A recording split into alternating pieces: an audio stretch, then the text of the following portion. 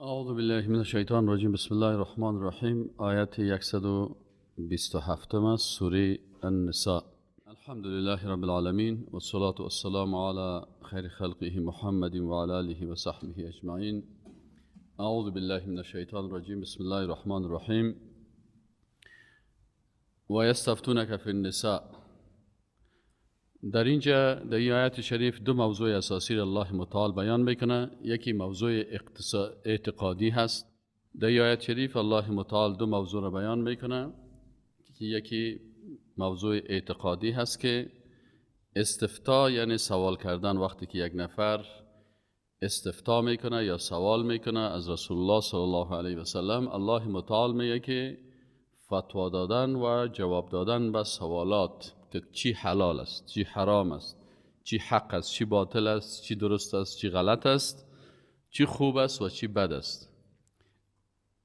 این ارزش ها، تعیین ارزش ها از طرف الله است. رب یا خالق کسی هست که او ارزش ها را تعیین میکنه.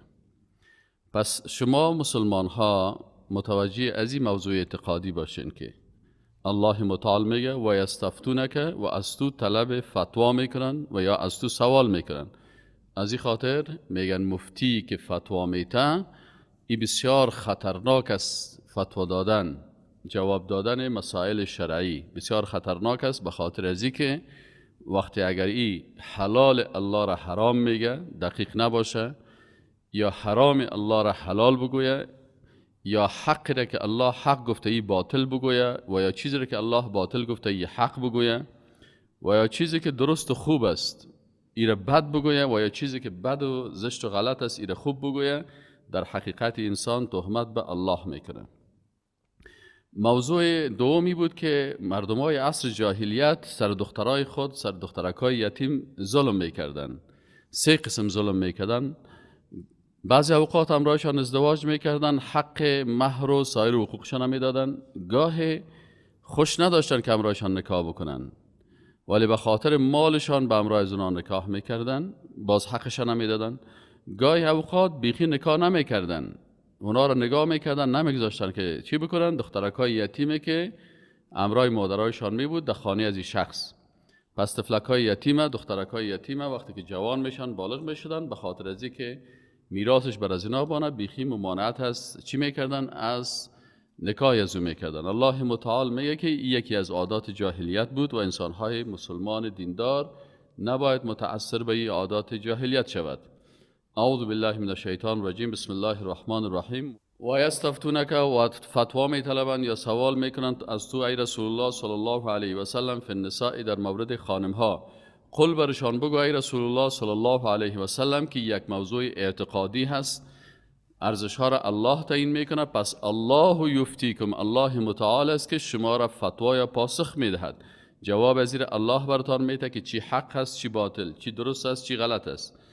و قل الله، بگو که الله متعال یفتیکم، فتوا میدهد یا پاسخ میدهد یا جواب میدهد، فیهن کم شما را، فیهن در مورد اینمی خانم ها، و ما یتلا علیکم و آن چیزی که تلاوت کرده میشد علیکم بالای شما، فی الکتاب در کتاب، آنچه که در قرآن عظیم شان میآید، فی یتام النساء در مورد خانم ها یا دخترک های یتیم، اللاتی او دخترهایی که لا تؤتونهن شما نمیدهین برشان چی را؟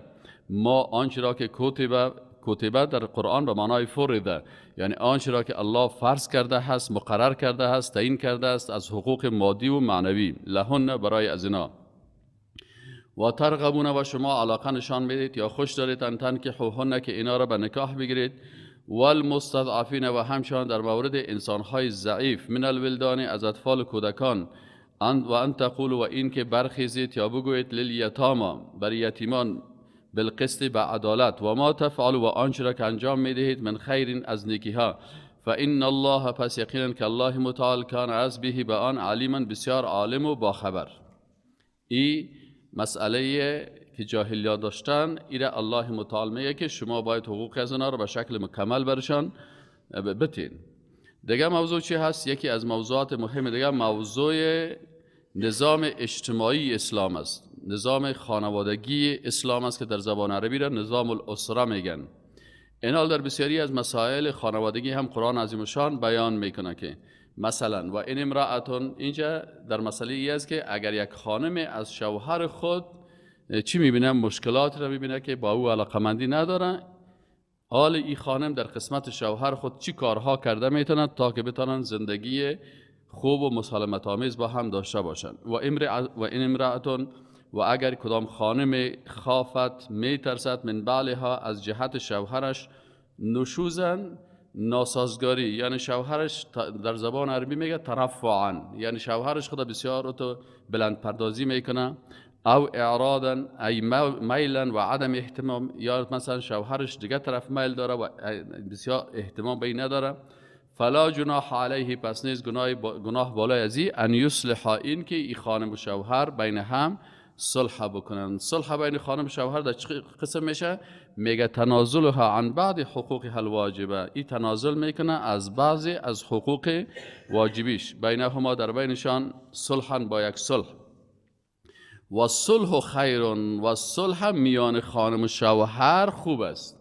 این صلحی که در بین خانم و شوهر میشه این بسیار خوب است. از صلح خیر من الطلاق، یعنی اینجا آشتی از اینا خوب است نسبت به طلاق. مثلا خانم به عوض از که میفهمه شوهرش علاقمند از زیاد نیست، شاید دیر طلاق بده، از بعضی از حقوق خود مثلا مالی تیر میشه یا مادی تیر میشه یا از حقوق تقسیم خود تیر میشه بر از امون خانم دومیش، از این خاطر در بینشان یک قسم جرامت میکند.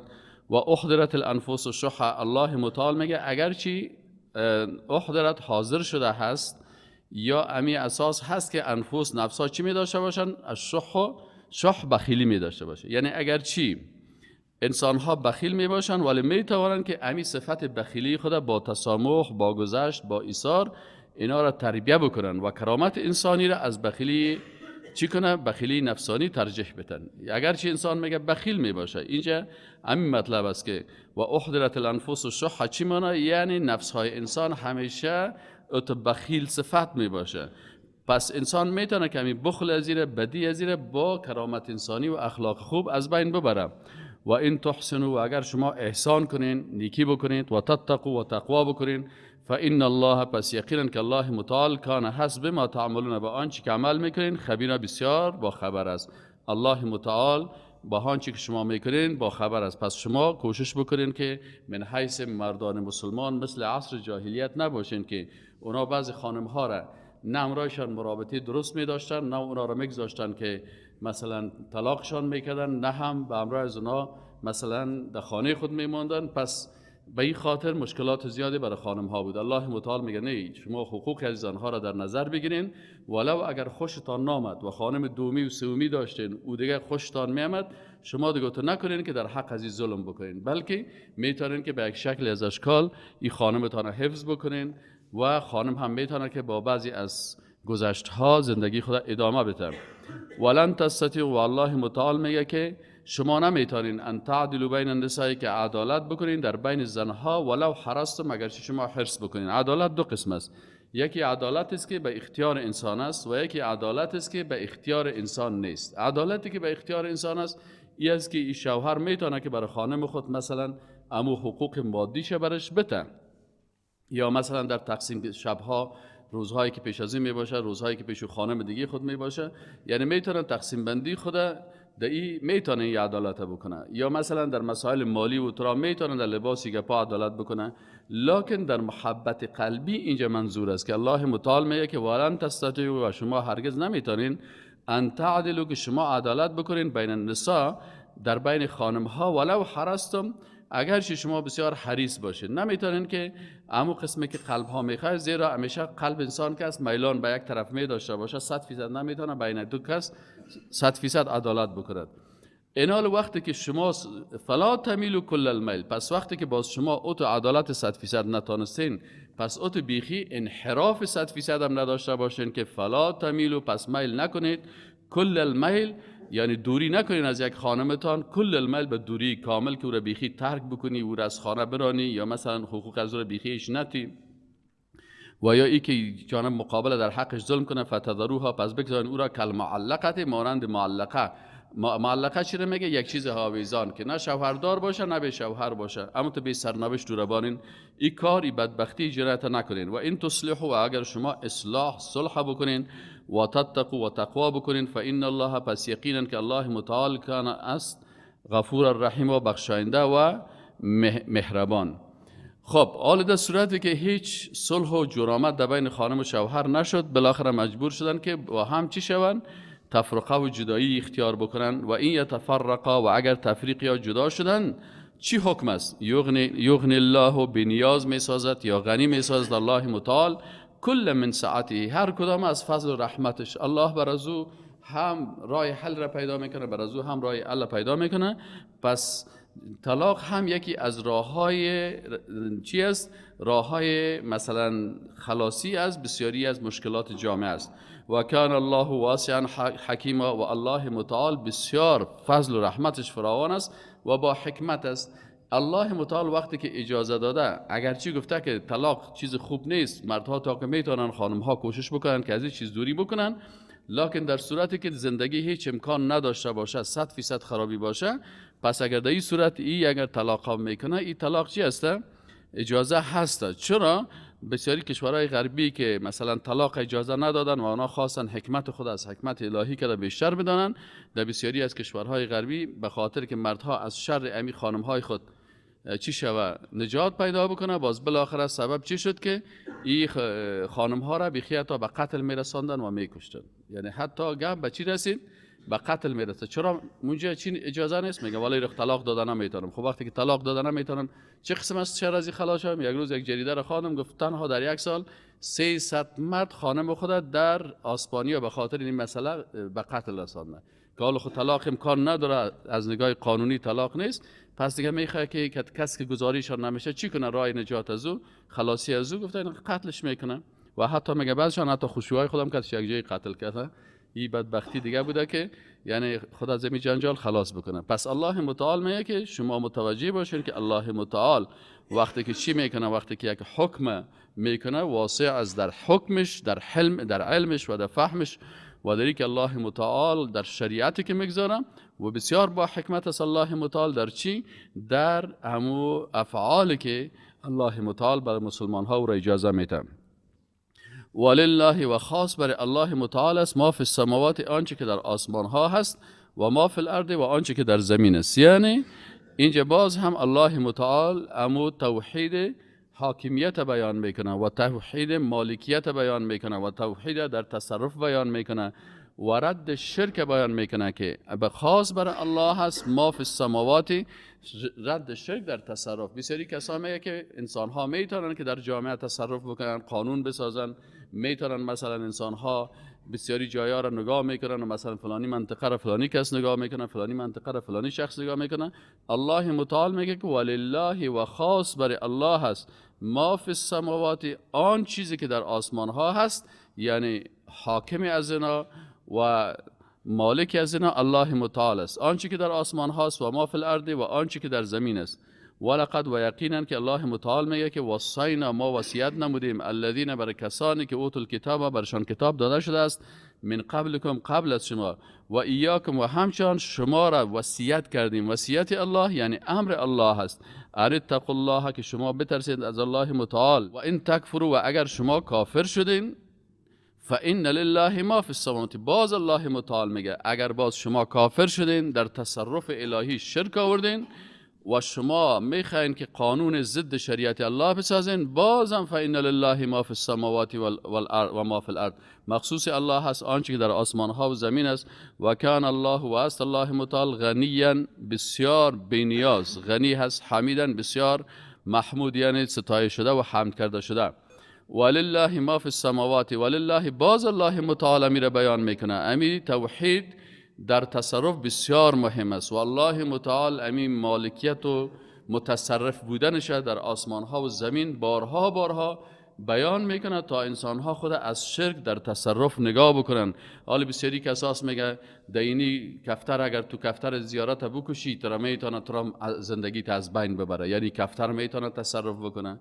فلانی ماهی ها است، اگر این ماهی ها را تو بخوری ترا قتل میکنه، از بین میبریت. اگر فلانی شخص است اگر تو همی کمک موترت از پیشریزی تیر شوه بیادبی کنی موتر ترا لول میته. یعنی مالکیت و تصرف فلانی کس است که اینی شهرها را نگاه میکنه، فلانی ولایت ها را نگاه میکنه، فلانی کسا حق دارن که اینی قانون بسازن. پس در اینجا در تصرف الهی زیاد شرک واقع میشه. الله متعال بار باری تکرار میکنه برای کسایی که قرآن میخوانن و عقیده قرآنی دارن تا امی شرک در تصرف از قلبهای ازا کاملا چی شوه؟ دور شوه. ولله و خاص برای الله متعال است ما آنچه که فی السماوات در آسمان ها هست و ما فی الارض و آن چیزی که در زمین هست. و کفا بالله وکیلا و کافی است که الله متعال وکیل و نگهبان و یار و یاور شما باشه. این یشاء اگر الله بخواهد یذهبکم میبرد شما را. ذهب خودش رفت، یذهب میبرد. فرق از بین ذهب و اذهب. این حال وقتی که میگیم ذهب رفت، اذهب برد. فهمیدی یعنی؟ پس این حال میگه اذهب و یذهب. این حال یذهب الله متعال میبرد. چرا؟ این یشاء اگر بخواهد الله متعال ان یذهبکم که ببرد شما را ایها الناس ای مردم و یأتی به آخرین و بیاورد چرا؟ به آخرین دیگران را. الله متعال قدرتمند است که شما را کلتان را نیست و نابود کنه و یک قوم دیگه را، یک امت دیگه جدید را بیاره جانشین شما و جاگزین شما بسازم. و کان الله علی ذلک قدیر و کان الله و اس الله متعال علی ذلک بر این کار قدیر، بسیار قدرتمند و توانا. من کان آل مثلا بعضی کساست 100% پشت دنیا میگردن، بعضی کساست مثلا سیکولرها دو قسمت. یکی سیکولرهای هستن که تمام هوش و گوششان طرف دنیا هست، میگن ما دین کار نداریم، با دین کار نداریم. بعضی کساست با سیکولر دیگه قسمی هستن که میگن ما دنیا رو بیخی کار نداریم، تنها آخرت کار داریم، معنویت کار داریم، ترک دنیا میکنه. اردوی زیر الله خوش نداره. اگر کسی مثلا افراط میکنه در دنیا پرستی، ایره هم الله خوش نداره. و کسی که ترک دنیا میکنه حاکمیت و حکومت اسلامی را نمیره، بلکه میمانه که کفار کل قدرت به دست از اینا باشه، ای قرار مصروف و مجانک خود است، ایره هم قبول نداره. الله متعال میگه که باید مسلمان اردوش بخواه ربنا آتنا فی الدنیا حسنه و فی الاخرت حسنه. خب آل الله متعال میگه که من کان یرید ثواب دنیا، من هر کسی که کان باشد یرید که میخواد ثواب دنیا، علاقمند از بچی که تنها منفعت دنیوی را حاصل بکنه، فعند الله ثواب الدنیا والآخره، پس به نزد الله هست منافع دنیوی و اخروی. یعنی مثلا اگر یک انسان شما سعی کنید، میگه دین مثل آفتاب است، شما وقتی که به طرف آفتاب حرکت میکنین دنیا مثل سایه هست، شما که به طرف آفتاب حرکت کنین سایه خود به خود از به دنبالتان میه. اما اگر کسی پشت سایه میدوه، پشت دنیا میدوه، دیگه چی میشه؟ همین دنیا از پیش ازی گریخته میره. از این خاطر مردمای دنیا پرست یکیش هم راحت نیست، اما تو سرگردان دویده میره. الله متعال میگه اگر شما ثواب دنیا را هم میخواهین، فعند الله، پس به نزد الله هست ثواب دنیا و الاخره، ثواب و منفعت دنیا و آخرت. و کان الله سمیعا بصیرا، و است الله متعال سمیعا بسیار شنوا، بصیرا بسیار بینا. آل الله متعال مسلمان ها را به چی؟ به عدالت دعوت میکنه و امر میکنه و میگه الله متعال یا ایها الذین آمنوا ای مؤمنان. عبدالله بن مسعود رضی الله تعالی عنه میگه که وقتی در قرآن میشنوین که یا ایها الذین آمنوا ای مؤمنان، الله متعال شما را با یک صفت بسیار عالیتان خطاب میکنه، مثل که یک نفر یک کسی را میگه که او برادر من، او دوست من، تو چرا این کار میکنی؟ او عزیز ما، او فرزند ما، تو خطاب که میکنه. الله متعال میگه که یا ایها الذین آمنو، پس میگه شما منتظر باشین که الله متعال یک امر بسیار مهمه براتان میگه که او را بسیار خوش داره و یا از یک کار زشتی که بدش میاد شما را از او منع میکنه. پس خوب گوشایتان بگیرین. یا ایها الذین آمنو ای مؤمنان کونو باشید یا شوید قوامین مواظبین بالقسط به عدالت، یعنی انسان‌های عادل باشین. او تو عدالتی که متوجه هستین، او تو عدالتی که هیچ چیز در خرابی از او سر شما تأثیر کرده نتانه. قوامین بالقسط باشین و شاهدا باشین لله. اگر شهادت میتین در کدام مسائل، خاص به خاطر الله شهادت بتین. ولو علی انفسکم، حتی ولو که سر نفستان هم باشه. بعضی اوقات از بعضی انسان ها که در یگان جای مشکل پیدا میکنه، اینمی نفر دروغ میگه تا که خود خلاص بکنه. مثلا شما یک جای موتر، یک کسی را که موترتان زدین تکر کردین، آل شما همینجا شاهد میباشی، میگه برادر سیس ریخت تو سیش چه باز من شدم. اما بعضی کسا رو ببینید فورا میخیزه که تو جانم مقابل قال مقال میکنه. این شهادت غلط سر نفس خود میته، در حالی که اشتباه از خودش است. میفهم غلط کردیم، لکن به خاطر نجات دادن. الله متعال میگه حتی در جایی که حتی شهادت بالای خودتان است، او را هم بتین و ببین بله این میگه اشتباه ما است. کونوا قوامین بالقسط، بسیار قوام باشین، مواظب باشین، دقیق باشین، بالقسط به عدالت. شاهدا باشین. به خاطر چی؟ لله، خاص برای الله. ولو علی انفسکم، ولو که این شهادت بالای نفس خودتان باشه. اول والدین، یا بالای والدینتان باشه. حتی اگر اشتباه از والدینتان باشه، والدینتان که کسی در خصومت و جنگ و جنجال باشه، حق از جانب مقابل باشه، شما باید حق بیان بکنید. والاقربین، و یا اگر اقاربتان باشه.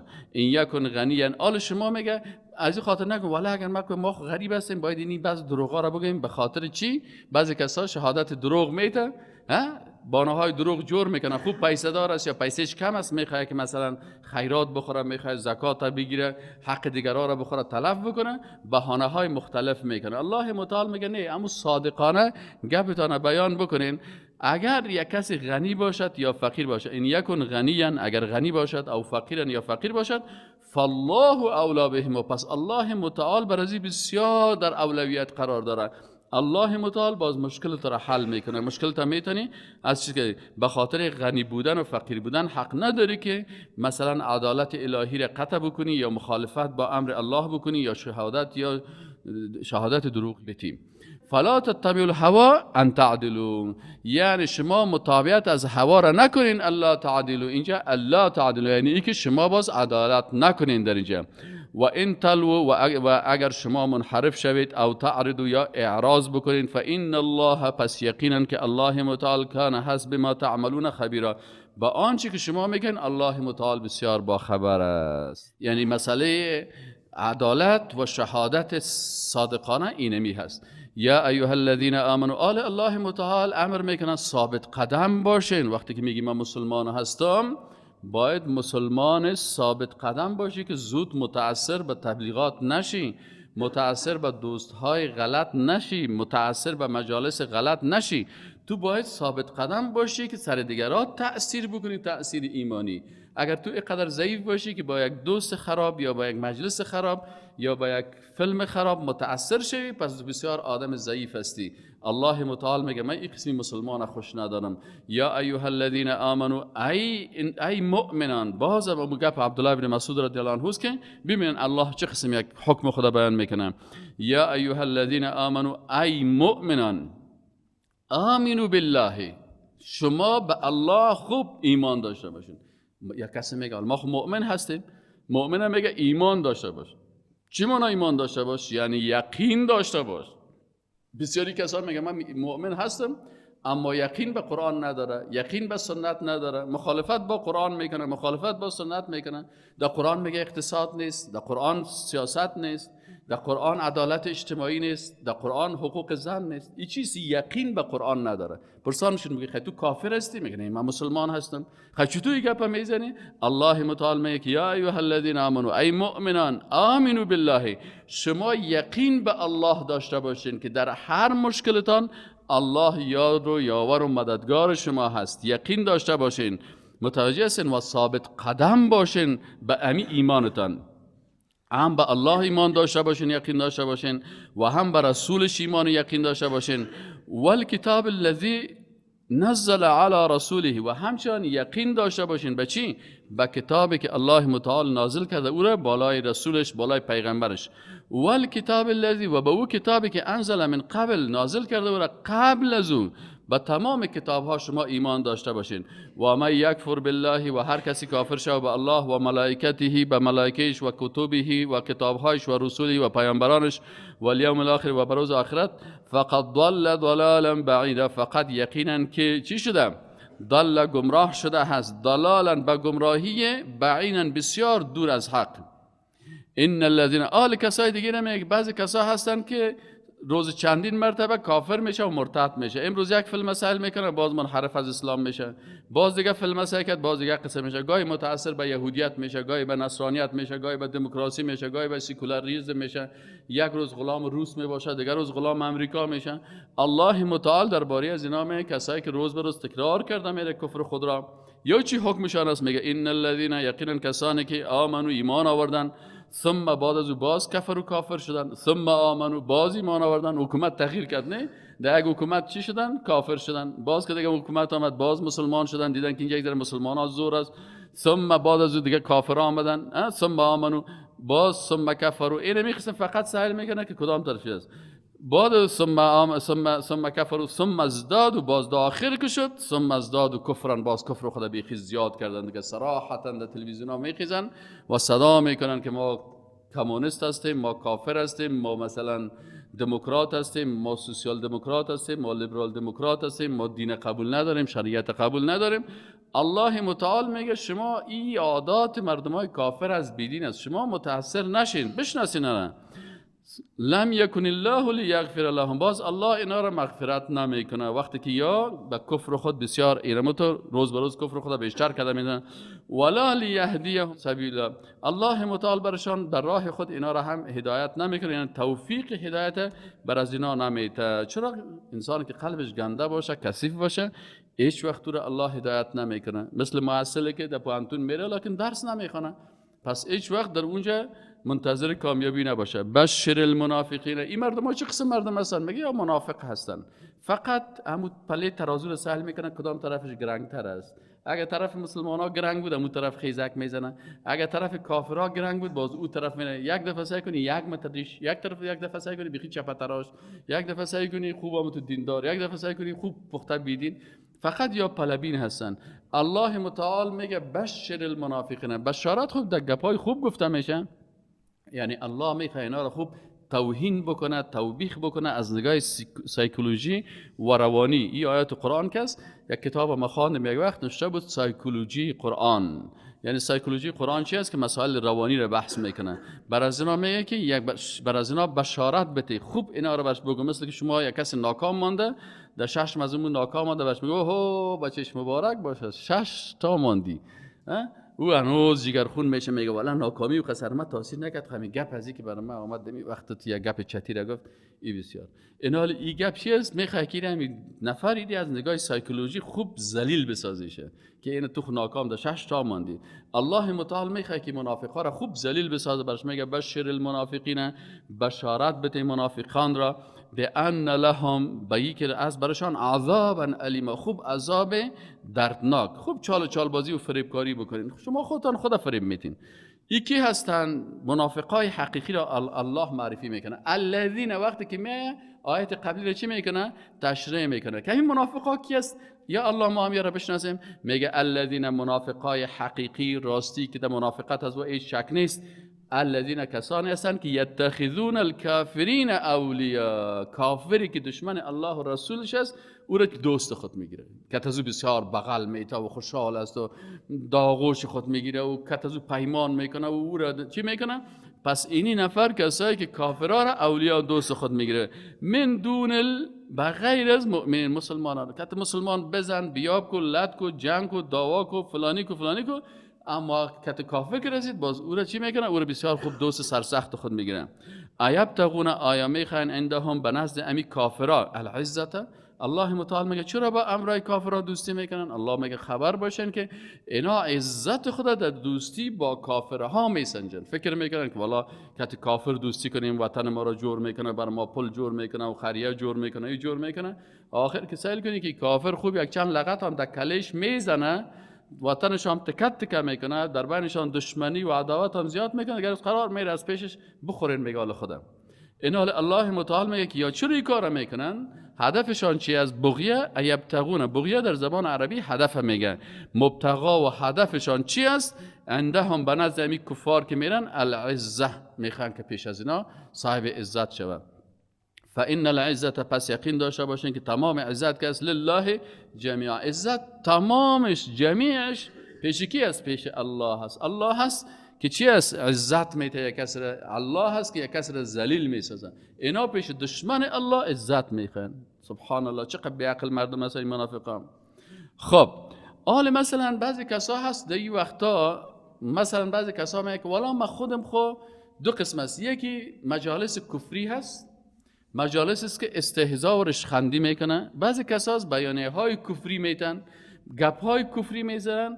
و باز بعضی کسای دیگه میگن میریم در این مجلس ها میشینیم یک کمک یاد بگیریم، سیاست یاد بگیریم، وضعیت دنیا را یاد بگیریم، مسائل اداری را یاد بگیریم، دیپلماسی را یاد بگیریم. در این مجلس ها اشتراک میکنن. الله متعال میگه کسایی که در مجلس کفار میشین، در مجالسی که اونجا کفر بیان میشه، اونجا ضد دین تبلیغات میشه، شریعت الله توهین و تحقیر میشه، به عوض از اون نظام های کفری در اونجا برش برتریت داده میشه. همین جوانایی که در مجلس ها اشتراک میکنن، همین ریش سفینایی که در مجلس ها میرن اشتراک میکنن، حکم از اینا چی است؟ وقد نزل، والله متعال میگه و یقینا که نازل شده علیکم فی الکتاب، بالای شما فی الکتاب، در قرآن عظیم شان و در کتاب های سایر کتاب های آسمانی، ان اذا چی حکم شده که ان این حکم اذا سمعتم، وقتی که بشنوین آیات الله، که آیات الله یکفر بها، در آیات الله مردم کافر میشن، میگن نه در اسلام سیاست نیست، سیاست وسو کنین، به عوض سیاست قرآنی دموکراسی را میاریم، سکولاریسم میاریم، کمونیسم میاریم.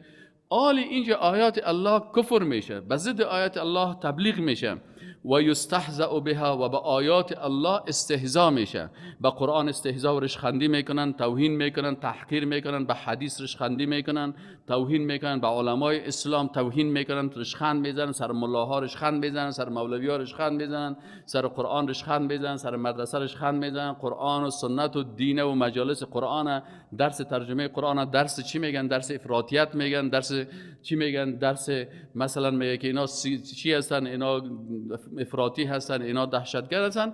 این حال کسایی که جوانایی که در این مجالس میرن و اشتراک میکنن، حکمشان چیست؟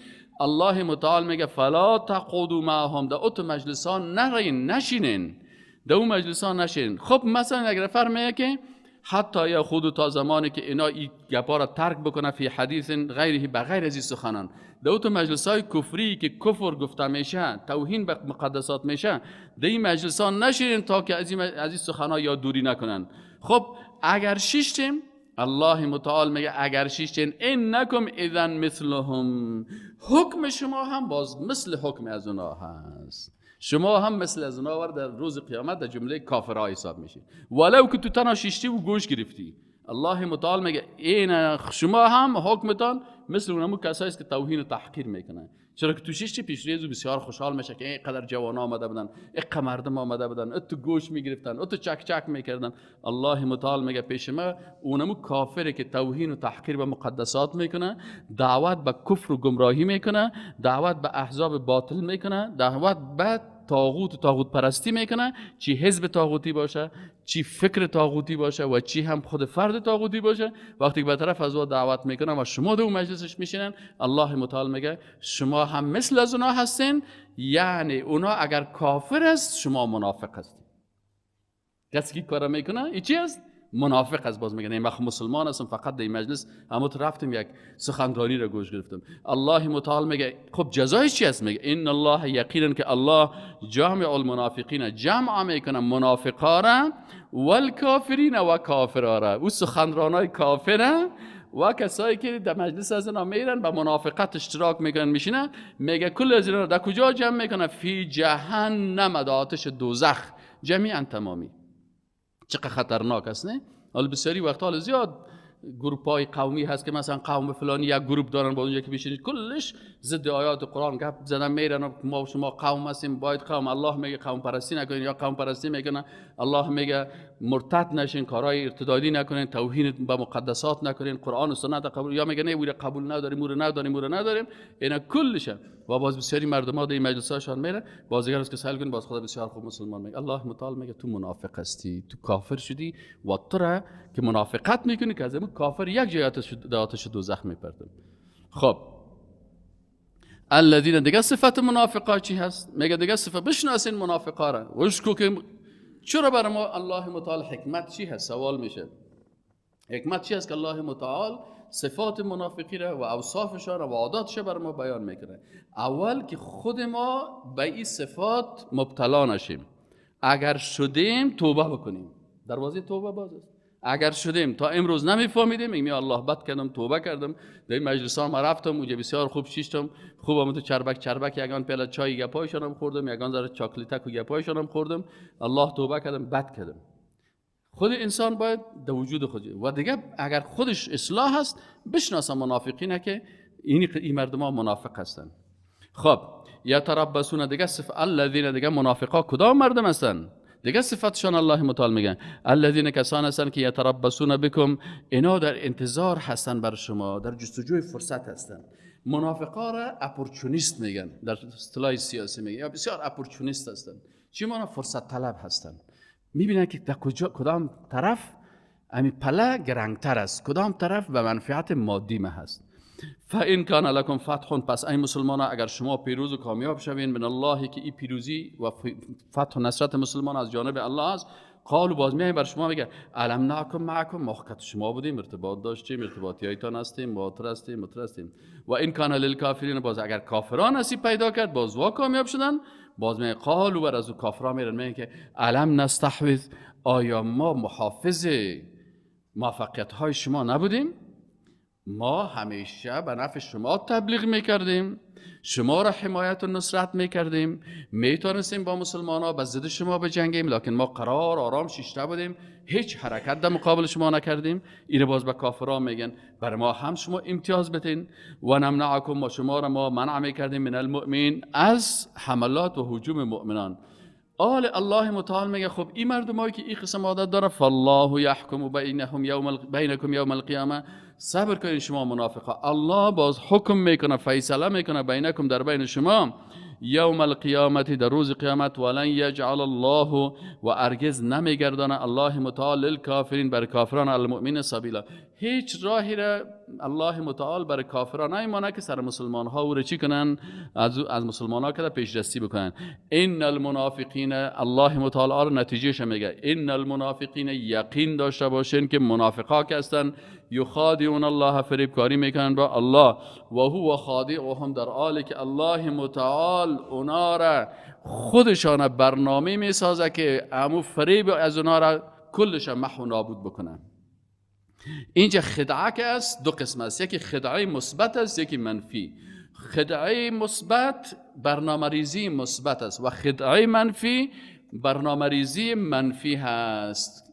منفی که است او با مکر و فریب و کارایی می باشه که او به شان و عزت الله و عظمت الله شایسته نیست. پس اونا برنامه ریزی میکنه، الله متعال برنامه ریزی میکنه که فریب و مکر از اونا را نابود بکنه با برنامه ریزی مثبت که به شان جلال و عظمت الله شایسته هست. ان المنافقین، یقینا که منافقین، یخادعون الله، برنامه ریزی های فریبکارانه میکنه، و هو خادعهم، در حالی که الله متعال برنامه ریزی میکنه مطابق جلال و عظمت خودش که جزای از اونها را. و اذا قاموا، دیگه صفت منافقا چی هست؟ و اذا قاموا الى الصلاه قاموا کسالا، وقتی که به نماز میخیزن بسیار با کسالت خستگی، در یک رکعت نماز یک 10 دفعه فاجعه میکشه. این عادت منافقا هست. خوب میشینه که خوب وقت خواب شد باز میخیزه نماز میخونه، وقتی که نماز میخونه بسیار تیز میخونه با کسالت و تنبلی. این عادت منافقا هست. کوشش کنین که نمازتان جور بکنین، نماز بخونین به طریقه رسول الله صلی الله علیه و سلم. رسول الله صلی الله علیه و سلم وقتی که نماز میخوندن تمام اعضای بدن از اونها متوجه الله می بود. قد افلح المؤمنون الذين هم في صلاتهم خاشعون، که در نماز خود چی می داشته باشن؟ بسیار خشوع می داشته باشه. اگر خشوع قلبی داشته باشی، تواضع قلبی داشته باشی، باز دست آرام می باشه، چشمت آرام می باشه، و رسول الله صلی الله علیه و سلم به هر آیت قرآن تفکر میکردن. در آیاتی که عذاب و دوزخ یا میمد گریه میکردن، در آیاتی که مثلا ذکر جنت و نعمت ها میشد احساس خوشی میکردن. پس نماز بخوانید که مطابق طریقه رسول الله صلی الله علیه و سلم. این نمازهای منافقا چی است؟ میگه اذا قاموا الی الصلاه، یا خود نماز میخوانن به خاطر منافقت، فریب دادن مسلمان ها که ما مسلمان هستیم. قاموا کسالا، ایستاده میشن با بسیار خستگی، دلتنگی، در مسجد دلشان تنگ میه. 5 دقیقه که دمی درد شیش شیطان میخزه بخید بگریز. در این نماز جمعه که استاد شه یگان طرف ببینید منافقه که یک 50 دفعه ساعت خود قسمی سائل میکنه چه وقت خلاص شه که اینجا برم. اما انسان مسلمان وقتی که آیات قرآن برش خوانده میشه، الا بذکر الله تطمئن القلوب، وقتی که آیات قرآن میخوان برش آرامش ایجاد میشه، خوشش میاد. یراؤون الناس، صفت منافقات دیگه چی است؟ که اینا ریاکار هستن، همیشه کل کارشان به چی است؟ به ریاکاری هست. خیراتشان به خاطر ریاکاری است، صدقهشان به خاطر ریاکاری است. یراؤون الناس، ریاکاری میکنن با مردم. ولا یذکرون الله، و یاد نمیکنن الله متعال را الا قلیل، مگر بسیار کم. دیگه صفت منافقات چی است؟ که اینا مذبذب هستن در زندگی خود. بریم کت مسلمان ها بریم یا بریم کت کافرها باشیم، این طرف بریم یا او طرف بریم، اما تو مذبذب هستن. الله متعال میگه مذبذبین، یا مثلا یا چی هستن؟ مذبذب هستن یا دودله هستن. در فارسی دودله میگن، در عربی مذبذب میگن. بین ذالک، در بین زمین، لا اله هؤلاء ولا اله هؤلاء، لا اله هؤلاء، نه به طرف نه در صف مؤمنا قرار دارن، ولا اله هؤلاء، و نه در صف کافرها قرار دارن. اما تو ایران ماندن کالو چطور کنیم؟ و من یضلل الله، و هر کسی را که الله گمراه کرده باشد، فلن تجد له سبیلا، پس ای رسول الله صلی الله علیه و سلم تو بر از او هیچ راهی پیدا کردن نمیتونید. یا چون مردمای قلبهایشان کثیف است، الله از قلبهایشان خبر است، اینا را الله هدایت نمیکنه. یا ایها الذین، الله متعال دیگه چی است؟ یکی از احکام شریعت الله چی است؟ موالات دوستای الله هست و معادات و دشمنی با دشمنای الله هست. الله متعال میگه یا ایها الذین آمنوا، ای مؤمنان، لا تتخذوا، نگیرین الکافرین، کافرها را، اولیاء، دوستانتان، من دون المؤمنین، بغیر از مؤمنان. که کافرها چیز نکنین، دوستی و محبت و موالات نکنین. اتریدون، آیا میخواهید ان تجعلوا الله، این که بگردانید الله متعال را، علیکم بالاتان سلطانا مبینا، یعنی شما میخواین که بر الله چی؟ دلیل واضح و آشکار بتین که شما منافق هستین. منافق علامتش چی است؟ که دوست کافر می باشه. ولایت و دوستیش که کی است؟ امرای کفار است. ان المنافقین، الله متعال میگه ان المنافقین، یقینا که منافقا، فی الدرک، در درک الاسفل، در اعماق پایان ترین من النار. اینا لسه کنه جنت درجات داره، دوزخ درکات داره. بین درجه و درکه چی است؟ درجات بالا رفته میره. در جنت درجات هست، همون بالا و بالا بالا تا عالی ترین مقام جنت. در دوزخ باز اما تو درکات است، یک درکش از باز پایین شده میره، باز پایین شده میره تا آخری. مردمای منافق در آخرین قسمت دوزخ هستن که چیزی که چتلیا و گندگیا و خون و ریم دیگرا که حتی از کافرها که جمع میشه در آخری، در چیز، یعنی در به اصطلاح چیز ما شما چی میگیم؟ اما یک چیزی که به تشنابا جور میکنن، اما چای یا آدم چای سپتیک هست، اما چیز چتلیای کفار که از کلش دمی فرق از جمع. ان المنافقین، یقینا منافقین، فی الدرک الاسفل، در پایین ترین مکان، در سپتیک و پایین ترین جای من النار، آتش دوزخ هستن. ولن تجد لهم نصیرا، و هرگز بر از اینا نمیافی نصرت کننده که باز چیغ زده میرن که چی ریم است، چی بوی است، چی گندگی هست. میگه باشد بخورین همین گندگی های کافره که شما پشت کافرها بسیار کسشان دوستی میکنین، ببینین که چی است. خب الا الذين، الله متعال ذات الرحمن الرحیم است. میگه میشه یک کسی بیچاره مبتلا شده باشه به می عیب ها، نافهمیده، غلط کرده، اشتباه کرده، آیا این هم برش فرصت است یا نیست، یا تباه شد؟ الله متعال میگه نه، الله رحمان الرحیم و تواب است، هنوزم دروازه توبه برای منافق هم باز است. الا الذين، مگر کسانی که از جمله از این مردم ها باشند، تابو، که توبه بکنن، توبه صادقانه. وقتی که توبه کردن، باز تنها توبه کفایت میکنه؟ میگه نه، و اصلحوا، و اینا اصلاح بکنن خدا و جامعه را، اصلاحات بیارن. پس واعتصموا بالله و دقیقاً متوسل شوند، چنگ بزنند، تمسک بورزند به شریعت الله، الابت دوستی کفار و حقیقتاً به قرآن و سنت متوسل شوند. و اخلصوا دینهم، این شرایطش است. توبه کنه، اصلاح شوه، تمسک به قرآن و سنت بگیره. و اخلصوا دینهم لله، دینشانه، شریعتشان خاص دین خدا برای الله بکنن، دیگه برای کسی دیگه بغیر از الله مخلص نباشه، فقط برای الله اخلاص بکنن. فاولئک، پس همین گونه مردم، مع المؤمنین، باز امرای مؤمنا حشر میشن. و سوف یؤتی الله المؤمنین اجرا عظیما، و ان شاء الله تعالی الله متعال میته برای مؤمنان اجر بسیار بزرگ. الله متعال میگه ما یفعل الله بعذابکم، الله چی میخواد به عذاب شما؟ نمیخواد الله، یعنی الله چی نیازی داره یا چی؟ هیچ نیازی نداره که شما را عذاب بده. شما خودتان هستین که خودت در عذاب الله گرفتار میکنین. ما یفعل الله بعذابکم، چی میکنه یا چی نیازی داره الله متعال به عذابکم؟ یعنی هیچ نیازی نداره الله. این شکرتم، اگر شما شکر الله را بکنین و آمنتم و ایمان بیاورین. و کان الله شاکرا علیما، و یقینا که الله متعال شکر سپاسگزار، شکر کننده هست. سبحان الله. و بسیار علیم است، بسیار عالم است الله متعال. لا يحب الله الجهر بالسوء من القول، الله متعال میگه دوست نداره الجهر، با جهر، آشکار نمودن، به سوء، به بدیها، من القول، از سخنها را، الا من ظلم، مگر کسی که ظلم بالایش کرده شده باشه. یعنی الله متعال خوش نداره که سخنهای زشت کس بلند بگوین، غال مغال بکنه. الا من ظلم، مگر کسی که ظلم بالای شده باشه. همین سخن بلند میگه به خاطر شکایت، میگه که مردم فلانی سر من ظلم کرد، یا دعا میکنه میگه یا الله تبایش بگردانی پروردگارا، یا مثلا پیش قاضی میره طلب مجازات برش میخواد. در دیگه صورت ها الله خوش نداره که شما چی کنین؟ گپ های زشت بلند بگوین.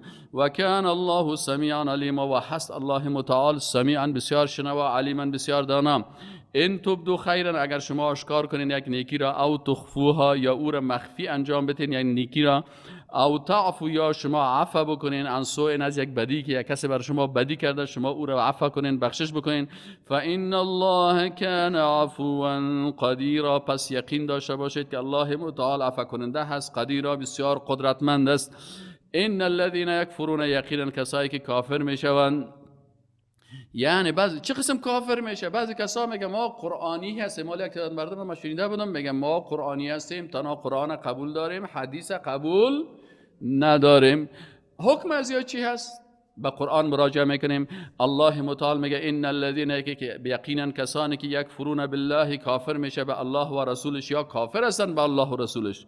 چرا یا کافر هستن به الله و رسولش؟ و یریدون، در حالی که اینا میخواین، ان یفرقوا بین الله و رسوله، اینا میخواین بین الله و پیغمبرانش تفرقه ایجاد بکنن. چه قسم بگوین الله را قرآن قبول دارم، احادیث قبول ندارم.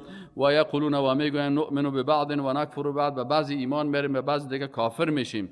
قرآن میگه قبول داریم، حدیث قبول نداریم، صحیح بخاری را قبول نداریم، صحیح مسلم قبول نداریم، ابو داوود و این کتاب ها را قبول نداریم. الله متعال میگه باید به الله و به رسولش ایمان داشته باشی، به الله، به کتاب الله قرآن ایمان داشته باشی، و به رسول الله صلی الله علیه و سلم، به احادیث سنت های از او احترام و ایمان داشته باشیم. متوجه هستین؟ از این خاطر بسیاری وقتا کسایی که مؤمنای حقیقی بودن، دیندارها بودن، اینقدر محبت سنت رسول الله صلی الله علیه و سلم و احادیث رسول الله در قلبهایشان بود که قرآن هم حفظ میکردن و پشت احادیث یک یک میگشتن. بسیار مردم با ادب خوب بودن. سابق مثلا یک جای بود به نام اندلس که او مربوط مسلمان ها بود، باز کافرها او را گرفتن، غصب کردن و مسلمان ها را از اونجا راندن و کشتن و از بین بردن. نامش اسپانیا گذاشتن. در اندلس اینجا یک کسی از اندلس که در اروپا بود، شما میفهمید که اسپانیا در اروپا هست، این از قاره اروپا حرکت میکنن، میاد در قاره افریقا، از راه اروپا میاد در افریقا و از افریقا میاد در آسیا وقتی که در عراق میاد، در اینجا امام احمد ابن حنبل دیگه شیخ الحدیث ای هست فعلا، احمد ابن حنبل. میخوای پیش امام احمد ابن حنبل بره؟ و از این سه قاره برای چی آمده؟ نه تیاره است، نه موتر است، نه وسایل ترانسپورتی است، سر اسب آمده، سر شتر آمده، خوب پیسه دار است، لکن محبت داره با احادیث رسول الله صلی الله علیه و سلم. وقتی که اینجا میاد مردم برش پرسان میکنه، احمد ابن حنبل کجا هست حلقه درسش؟ مردم برش میگه والا او را خب حکومت منع کرده از حلقه درس، برش گفته دیگه تو حلقه درس دادن نمیده. خب بندیز در خانه خودم تو نظر بند است، در خانه شده، در خانه هم حلقه درس گرفتن نمیده، کل راه ها را سرش بند کرده. بالاخره شخص میگه سبحان الله چطور کنم؟ میره پیش خانه از تق تق میکنه، امام ما 3 قاره دور اینجا آمدیم میخوایم 10 15 20 حدیث رسول الله صلی الله علیه و آله یاد بگیرم. یادم میتی او برش میگه والا برادر عزیز سرما خیلی تو بند است، من در مسجد اینجا حلقه درس گرفته میتونم، حتی در خانه‌ام هم کسر جمع کرده نمیتونم. خیلی چطور کنم؟ میگه والا هیچ امکان نداره، اون سه کنج اسکرا استاد است نمیمانه. این طرف سهل میکنه، این طرف سهل میکنه، خوب کالای لوکس داره، خوب لباس خوب داره. چرت زدم میره که یا الله من 3 قاره آمدم، من 10 حدیث 20 حدیث رسول الله صلی الله علیه و آله یاد بگیرم. بالاخره میگه که میای سهل میکنه، میبینه که یک گدایگر هم دستش یک دونه چیزی که گدایی است، در پشت هر خانه میره که یک توتنان بتی یک توتنان بتی. این میگه او ولی مردکه خو اون در خانه از تق تق کرده و رفته میتونه، میره برای ما میگه که خیلی میره لباس های گدایگرها را میپوشه و میگه چند خانه رو تق تق میزنه به بانی گدایی. پیش امام که میرسه برازی میگه من خیلی لباس گدایی را پوشیدم، من خود گدا نیستم، خوب پیسه دار هستم، میلیونر هستم. هر دفعه که آمدم اما لحظه که یک توتنان بر من میمانی یک حدیث بر من بیان بکن که من حدیث رسول الله صلی الله علیه و سلم یاد بگیرم. به دست خالی از 3 قاره آمدم. اینا اقدر محبت قوی با سنت و حدیث رسول الله صلی الله علیه و سلم داشت و کسایی که با احادیث رسول الله مخالفت میکنن الله متعال میگه اینا دشمنی با رسول الله صلی الله علیه و سلم دارن. ان الذين یقینا کسانی که یکفرون کافر میشن بالله به الله و رسوله و به پیغمبرایش و یریدون و میخواین که ان یفرقوا که اینا تفرقه ایجاد بکنن بین الله و رسولش و یقولون و میگن نؤمن ببعض و نکفر ببعض، ما بعضش قبول داریم بعض دیگهش قبول نداریم، قرآن قبول داریم خود سنت قبول نداریم، حدیث قبول نداریم. و یریدون و میخواین ان یتخذوا که بگیرن بین ذلک سبیلا، در بین از این راه بگیرن. میگن ما این فقط این بس همین قرآن بس ماست دیگه، ما قرآن قبول نداریم حدیث قبول نداریم. اولئک الله متعال میگه که اینمی کسانی که تنها میگه ما یکیش قبول داریم دیگهش قبول نداریم، الله را قبول داریم رسول را قبول نداریم، کتاب الله را قبول داریم سنت رسول الله را قبول نداریم. الله متعال میگه حکم از چی است؟ اولئک هم الکافرون حقا. الله متعال میگه اولئک همی گروه مردم هم الکافرون یا کافرا هستن به نزد الله، حقا کافرای حقیقی، بیچاره نمیفهمن. و اعتدنا للکافرین، والله متعال میگه ما برای نمت کافرها عذاب مهین، عذاب بسیار توهین کننده که در او عذابات توهین میشه که کلگی بیا تو کافر سرش خنده میکنه. تو خو میگفتی من قرآن دارم، تو خو میگی من مسلمان هستم، حتی ما سرش خنده میکنه، تو چرا در آتش دوزخ هستی؟ میگه والا من قرآن قبول داشتم سنت قبول نداشتم، با سنت دشمنی داشتم، با احادیث رسول الله صلی الله علیه و دشمنی داشتم. این عذاب چی است؟ مهین توهین کننده که توهین میشه حتی تحقیر میشه از کل. والذین اما در مقابل از این مؤمنای حقیقی کی هستن؟ میگه والذین آمنوا کسانی که مؤمن هستن، ایمان دارن، ایمان حقیقی دارن بالله به الله و رسوله و پیغمبرش و تمام پیغمبرش، ولم یفرقوا بین احد منهم و در بین هیچ کدام از یا تفرقه نمیکنن، کلش پیغمبرا را دوست دارن، کل انبیا را دوست دارن، به کلشان احترام دارن. اولئک سوف یؤتیهم اجورهم، امی مردم هستند که ان شاء الله برشان داده می شود اجورهم پاداش هایشان. و کان الله غفورا رحیما، و هست الله متعال حقیقتا الله متعال بسیار بخشاینده است، بسیار مهربان است. الله متعال میگه اهل کتاب یک عادت کفری دیگه دارن که همیشه چی فلسفه گویی میکنن و میگن از پیغمبر که ایره بر ما بیار، ایره بر ما بیار. یسالک اهل الکتاب، سوال میکنن از تو اهل کتاب، ان تنزل ای که نازل کنی علیهم بالاشان کتاب من السما، میگن ای بر ما یک کتاب مخصوص از آسمان بیار، ما ایره قبول نداریم. الله متعال میگه که ای رسول الله صلی الله علیه و آله تو جگر خون نباش، این کافرا که است قبلا هم همین عادت داشتن، یا که میگه ما پیرو موسی علیه السلام هستیم، دروغ میگن، پیرو موسی علیه السلام هم نیستن. فقط سالو، یقینا که اینا سوال کردن موسی از موسی علیه السلام اکبر من ذلک، از این که بزرگتر طرف میگه کتاب بیار. موسی علیه السلام که برشان کتاب کلش یک جایی آورد، برای چی گفتن؟ برای گفتن ارین الله جهرتا، بر ما الله را نشان بده اما تو آشکارا که ما الله را ببینیم. فاخذتهم الصاعقه بظلمهم، باز الله متعال میگه یارا گرفت یک عذاب سخت، یک صدای خطرناک، بظلمهم به سبب ظلمشان، ثم اتخذوا، سپس گرفت، ثم اتخذوا، با وجود از که عذاب الله سرشان آمد، کل چیز دیدن، معجزات دیدن، لکن ات بیدین مردم بدن که باز بعد از امی هم گرفتن چی را؟ العجل، گوساله را، من بعد ما جاءتهم البینات، بازی که برشان دلایل روشن و معجزات آمد، باز گوساله را به عبادت گرفتن. فعفونا عن ذلك، باز ما عفو کردیم از امی کار. بسیار وقتی را زیاد از چیزا عفو میکردیم، لکن یا باز به کفر رجوع میکرد. و آتینا موسی سلطانا مبینا، ما داده بودیم بر موسی علیه السلام یک سلطه و قدرت مبین آشکارا. سعی تو جزاهایی که بر از اینا داده شد باز هم یا اصلاح نمیشدن. و رفعنا، و بلند کردیم فوقهم الطور، بالی سرشان کوه طور را، به میثاقهم، به سبب پیمانی که اینا کرده بودن و بازو پیمان شکستانده بودن. و قلنا لهم، و گفتیم برشان ادخلوا الباب، داخل شوید در دروازه شهر، سجدا، سجده کنان. و قلنا، و برشان گفته بودیم که قلنا لهم، گفتیم برشان لا تعدوا فی السبت، در روز شنبه، همون مسئله ماهیگیری است که ما شما قبلا خوانده بودیم.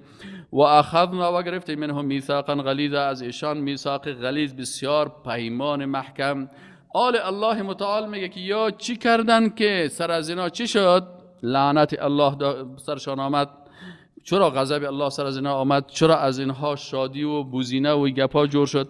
فبما نقضهم میثاقهم، فبما نقضهم، پس به سبب نقض کردن یا شکستاندن میثاقهم، پیمانشان، و کفرهم بآیات الله، و به سبب کافر شدنشان با آیات الله، و قتلهم الانبیاء، دو گناه شدی، گناه سومی کشتن انبیا به غیر حق، ناحق. و قولهم، و دیگه به سبب بیادبیشان که گفتن قلوبنا غلف، قلبهای ما صاحب قلف است، ما دیگه نمیتونیم که چی کنیم هدایت شویم. بل طبع الله علیها بکفرهم، قلبهایشان قلف نبود، لکن به سبب کفرشان، گمراهیشان، الله سر از اون مهر کرد. فلا یؤمنون الا قلیلا، پس یا ایمان نمیارن مگر یک تعداد کمشان. دیگه چی مشکل داشتن؟ دیگه مشکل از یهودیا، این مردم بنی اسرائیل، مشکل دیگه شان چی بود؟ و به کفرهم، و به سبب کفرشان، و قولهم، یک سخن بسیار زشت، بد اخلاقی، بی ادبی بود. او چی بود؟ علی مریم بهتانا عظیما، که سر بی مریم، دختر پاک، مقدس، خوب، صفا، با شخصیت، سر از او بسیار تهمت زشت را کردن. یعنی او را یهودیا میگفتن که العیاذ بالله، العیاذ بالله، العیاذ بالله، میگفتن زناکار است.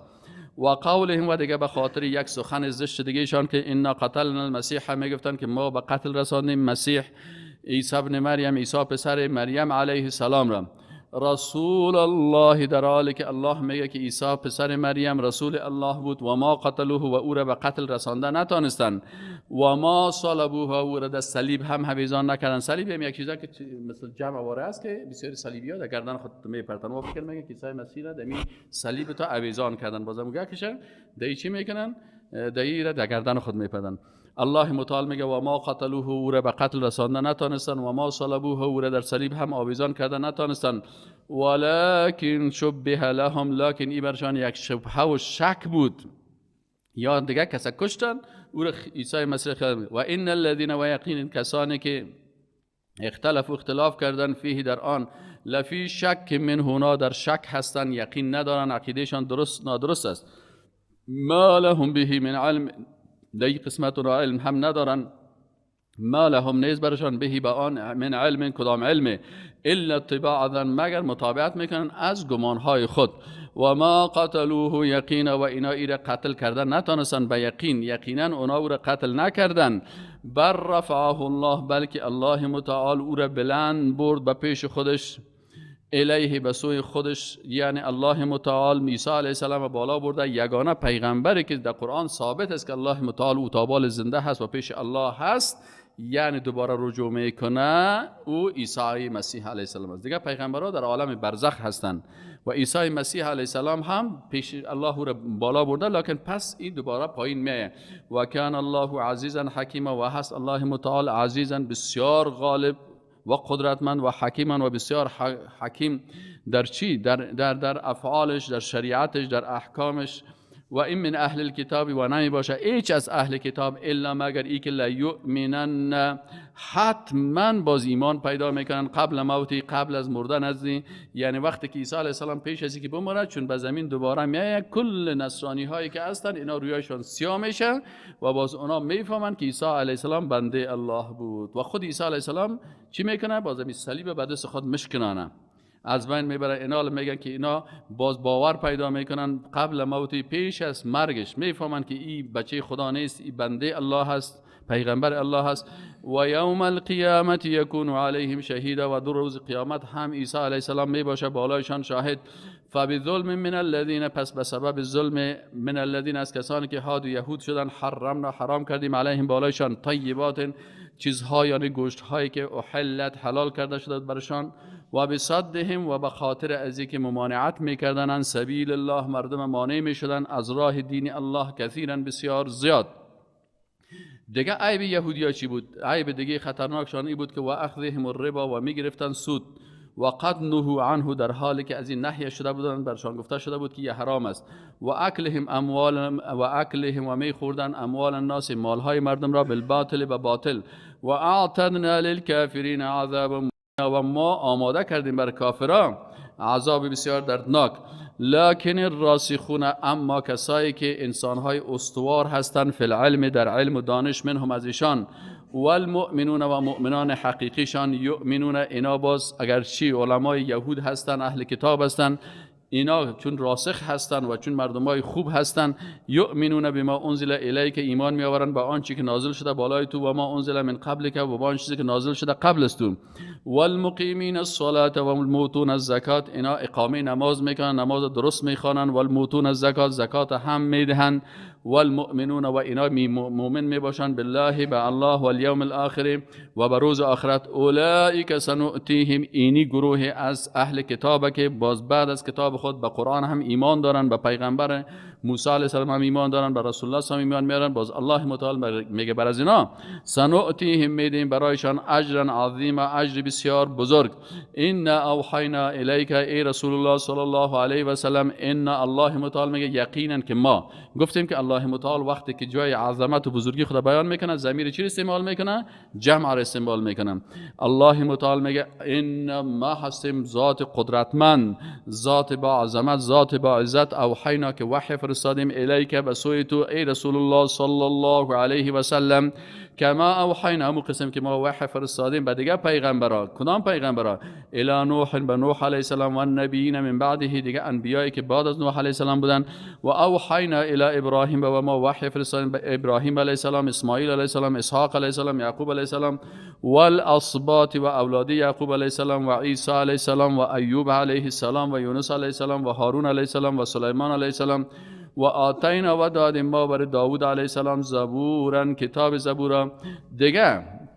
و رسولا قد قصصناهم علیک بعضی از پیغمبرها هست که ما قصه هاش بر تو بیان نکردیم در امتها در هر جای اگر چین بوده اگر هند بوده اگر هر مملکتی که در اونجا انسان ها بوده الله متعال میگه که و ما كنا معذبین حتی نبعث رسولا ما عذاب نمیکنیم تا بر رسولا پیغمبر نفرستاده باشیم. بعضیا میگن که چرا پیغمبرها دفعه خوی قصه هایشان بیان شده دیگه. پیغمبرها است که الله متعال میگه و رسولا و بسیار پیغمبرهایی بوده قد قصصناهم که ما قصه های از اونها را بیان کردیم علیک بر شما من قبل و پیش از این. و رسولا و بسیار پیغمبرهایی بوده که در قاره های مختلف جهان بوده به خاطر هدایت مردم فرستاده شده. لم نقصصهم علیک که ما قصه های از اونها را بر شما بیان نکردیم دیگه. معنای زیر نمیته که دیگرها پیغمبر نداشتن. و کلم الله موسی تکلیما و الله متعال به امرای موسی علیه السلام سخن گفته هست. یعنی صفت سخن گفتن و تکلیم بر الله ثابت است. این باید یقین و عقیده داشته باشین. رسولا پیغمبرانی بودن که مبشرین دو کار داشتن. پیغمبرایی بودن که هم بشارت میدادن و هم میترساندن از عذاب الله. و رسولا و پیغمبرانی بودن که مبشرین بشارت میدادن مردم را به جنت الله به مغفرت الله به پیروزی و کامیابی. و منذرین و دیگه پیغمبرایی بودن که میترساندن مردم از چی؟ از عذاب الهی. لئلا یکون للناس، پیغمبرا هدف آمدن پیغمبرا چی بود؟ لئلا یکون، تا که نباشد للناس بر مردم، علی الله بر الله حجت، دلیل که ما خو بعد رسول بعد از پیغمبرا که ما خو پیغمبر نداشتیم کافر شدیم. الله متعال میگه ما پیغمبرا رو بر شما فرستادیم در هر قریه، هر قبیله، هر مملکت، هر قاره. قصه بعضشان گفتیم، قصه بعضشان نگفتیم. و بعد از پیغمبرا وظیفه پیغمبرا رو امت رسول الله صلی الله علیه و سلم به پیش میبرن. یعنی ما و شما فعلا امت رسول الله هم وظیفه کی را داریم؟ وظیفه پیغمبرا را که باید به هر قاره جهان دین اسلام تبلیغ بکنیم. لکی لا تکون للناس علی الله حجه، تا که حجت نباشه بعد الرسل، بعد از آمدن پیغمبرا و دعوتگران. و کان الله عزیزا حکیما، و الله متعال بسیار غالب و با حکمت. لکن الله یشهد، لکن الله متعال شهادت میده بما انزل الیک، به آنچه که نازل کرده بالای تو. یعنی الله شاهد است که قرآن بالای رسول الله صلی الله علیه و سلم نازل شده. انزله بعلمه، نازل کرده ایر الله متعال به علم خود. والملائکه یشهدون، همچنان ملائکه شهادت میدهند. و کفى بالله شهیدا، و کافی است که الله شاهد باشه براتون. ان الذين كفروا، یقینا کسانی که کافر شدن و صدوا عن سبیل الله، و مانع شدن از راه دین الله، قد ضلوا ضلالا بعیدا، بسیار گمراه شدن به گمراهی بسیار دور. ان الذين كفروا، یقینا کسانی که کافر شدن و ظلموا و ظلم کردن، لم یکن الله لیغفر لهم، نیست الله متعال که اونا را مغفرت بکنه، ولا لیهدیهم، اونا را الله هدایت هم نمیکنه، طریقا به کدام راهیم، مگر به کجا اینا را راهنمایی میکنه، کجا روانشان میکنه؟ الا طریق جهنم، مگر راه دوزخ برشان آماده میسازن، خالدین که اینا میباشه فیها، در امی دوزخ ابدا بر ابدا. و کان ذلک علی الله یسیرا، و این کار برای الله بسیار آسان است.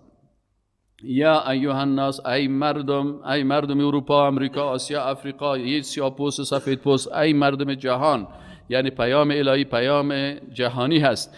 ای مردم جهان، قد جاءکم، یقینا که آمد بر شما، الرسول، رسول الله صلی الله علیه و سلم، که پیغمبر جهانی هست بر سیاه پوست، سفید پوست، زرد پوست، سرخ پوست، بر تمام قاره های جهان. با چی آمده؟ بالحق، بالتوحید. ای رسول الله صلی الله علیه و سلم آمده است که بر شما وحدانیت الله متعال بیان بکنه.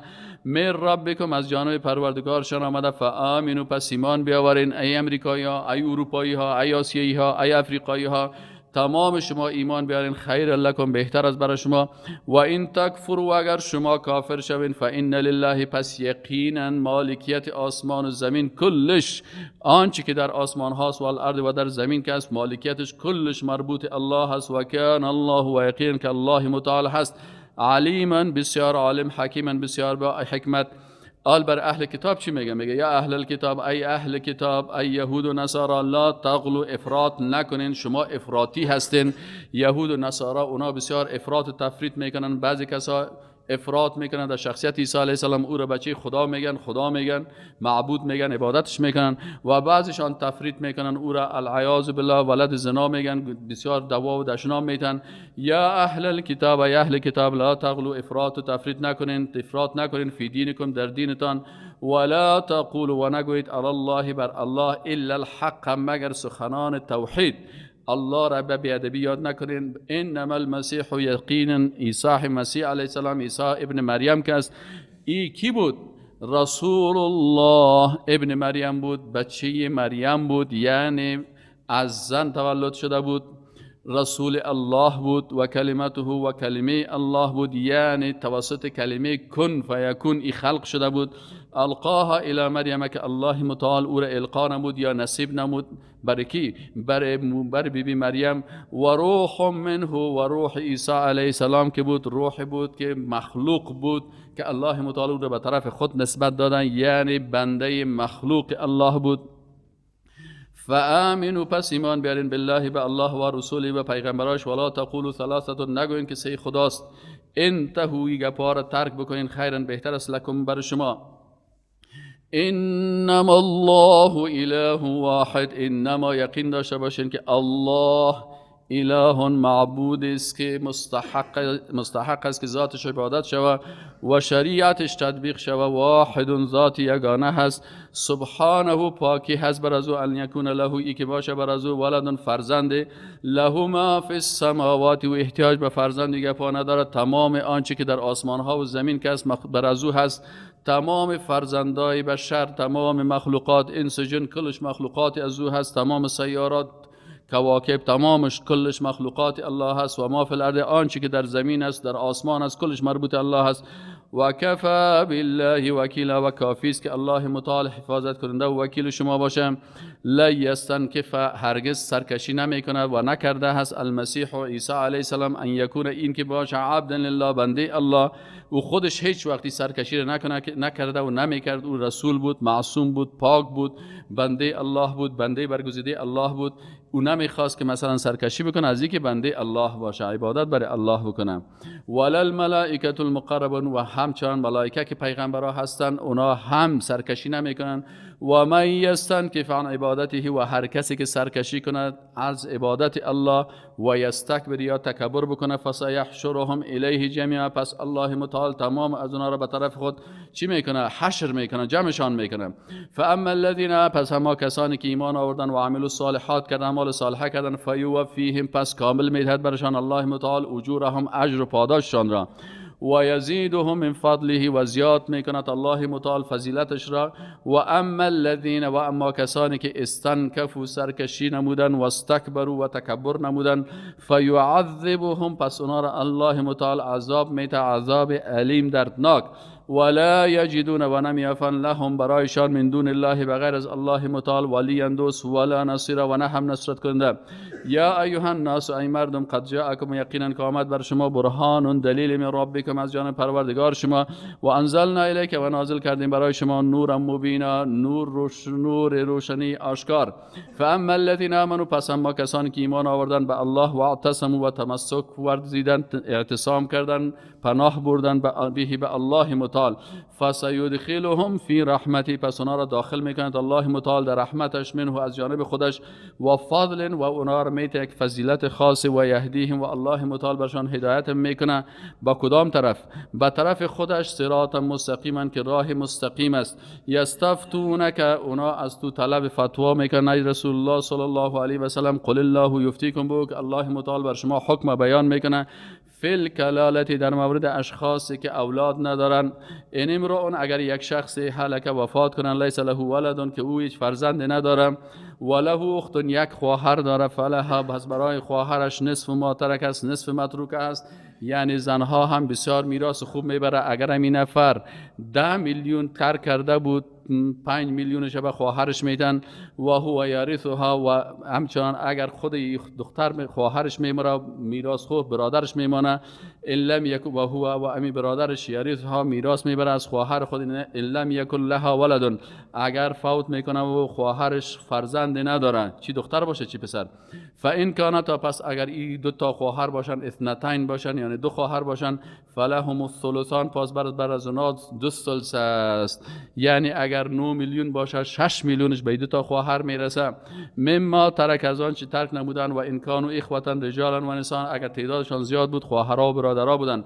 فللذکر مثل حظ الانثیین، باز بر مذکرش دو برابر مؤنث داده میشه. یبین الله لکم، الله متعال بیان میکنه برای شما، ان تضلوا، این که گمراه نشوید.